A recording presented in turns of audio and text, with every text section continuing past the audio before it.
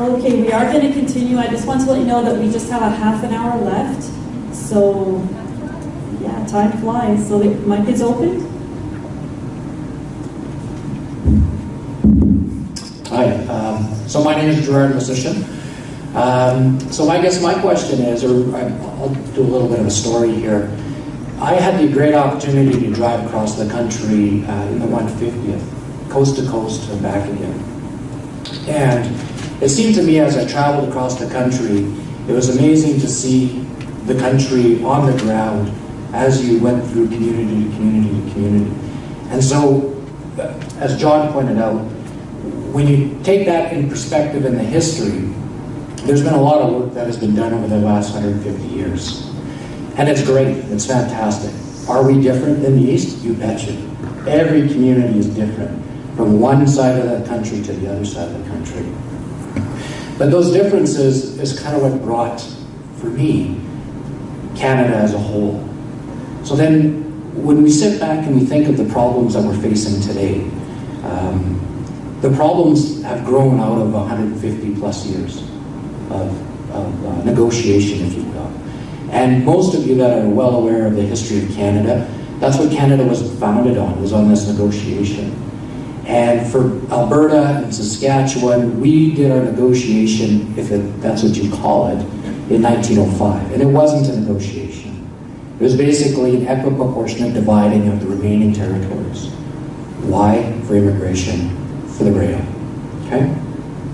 So when you look at these problems, all of them, most of them, I would say, if not all of them, stem from one point and one point only, and that's the economic determination. When Alberta and Saskatchewan were created in 1905, there was no way at that time policymakers in Ottawa could even have fathomed the economic power that these two provinces have come out to be. And so when we look at these problems, whether it's RCMP, whether it's pension, equalization, I mean, we can go on for days and months and years discussing and fighting and seeing how they would be. But I guess the true correction, if you will, in my mind, is not separation, because as John correctly pointed out, if we separate, then we isolate. And as an isolation in terms of our land, we can't do anything. Again, we see it right now. BC does not want your pipeline, you're not getting a pipeline. Ottawa doesn't want to see your pipeline, you're not going to get a pipeline. Okay? And so the point is that what we've been doing as Albertans and from Saskatchewan is we've been busy building our economies, we've been busy building our communities.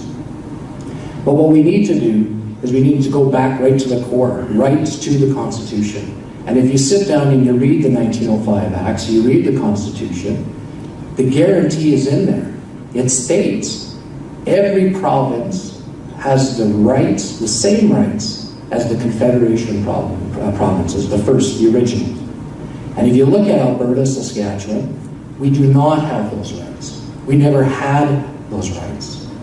So what I think is important for us to do, as the panel moves forward and listens to everybody, I think one of the biggest things that they should really be looking at too is the renegotiation of those rights. And when I say renegotiation of those rights, that includes the land masses. So, which means is our boundaries are not locked in stone. They were given to us.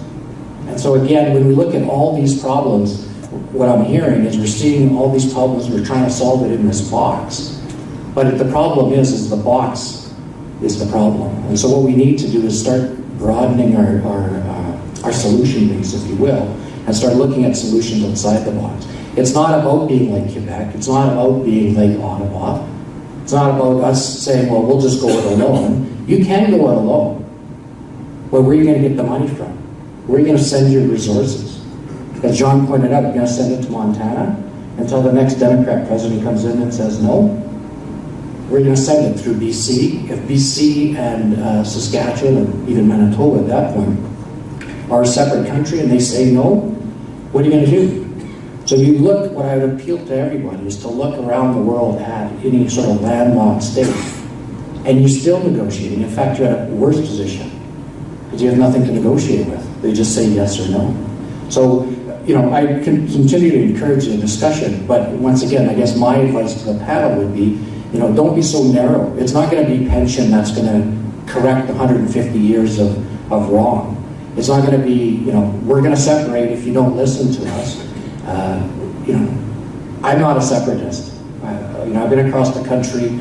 I think Canada as a whole has demonstrated over the last 150 years it's much better as a whole rather than separate units. I completely agree with the wrongs that have been done, but we need to look at the problem and we need to be a little bit more assertive in terms of renegotiating, not redefining Alberta's place, but redefining even the whole western base.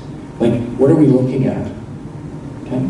So again, I thank the panel for its work, and I really encourage them to really broaden the perspective. Like, don't just be narrowly defined. Thank you.